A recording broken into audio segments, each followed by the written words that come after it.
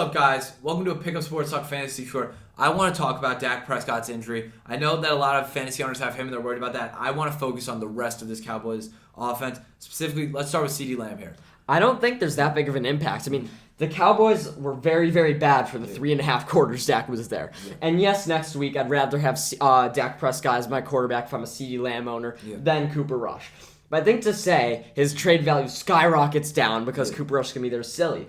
I could be making these numbers up. I'm not making them up. I could be over-exaggerating. I believe he had 110 yards and a touchdown last year with Cooper Rush throwing to him. CeeDee Lamb did. I believe they won a game in Minnesota with a game-winning touchdown pass to Amari Cooper. So I really don't think this affects CeeDee Lamb's value that much, or Dalton Schultz for that matter. I actually think Schultz might be better because Rush kept going to him. Yeah. But I do think that I'd still be happier with Dak next week, and I'm worried about CeeDee Lamb for different reasons. I'm worried about him because he didn't get 4 points this week. I'm not worried about him because Cooper Rush is there. Yeah, I'm worried more so about CeeDee Lamb just based on the fact that in 3.5 quarters with Dak and a half quarter with Cooper Rush, he got 2 receptions total. He had 29 yards. That's not a second-round receiver. I think he bounces back. I don't think it's any doubt in my mind. You and I are both high on him for very good reason. I think he's going to still have a big year. But yeah, like you said, I think you said it really well. I wouldn't necessarily be freaking out about it quite yet. But with that being said, it'd probably be a little bit it'd be a little bit easier to think, oh, wow, I have Dak instead of, oh, wow, I have Cooper Rush. Yeah. I mean, as a CeeDee Lamb owner, I'm unfazed about the injury. It's all anyone's talking about. But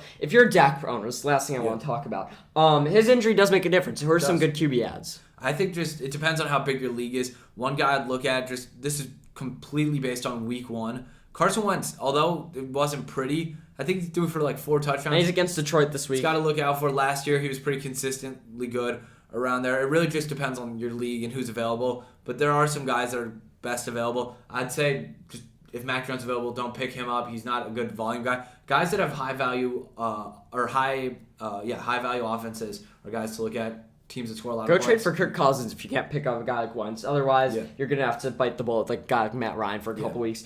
So that's what I think of Dallas's offense. I do think, by the way, Pollard was a little overrated in drafts going into the year. But once again, I am someone who, unpopular opinion, thinks that the injury shouldn't affect anyone unless you have Dak. So that's my thinking. I'm hoping CeeDee Lamb bounces back as an owner of his. So thank you guys for tuning in.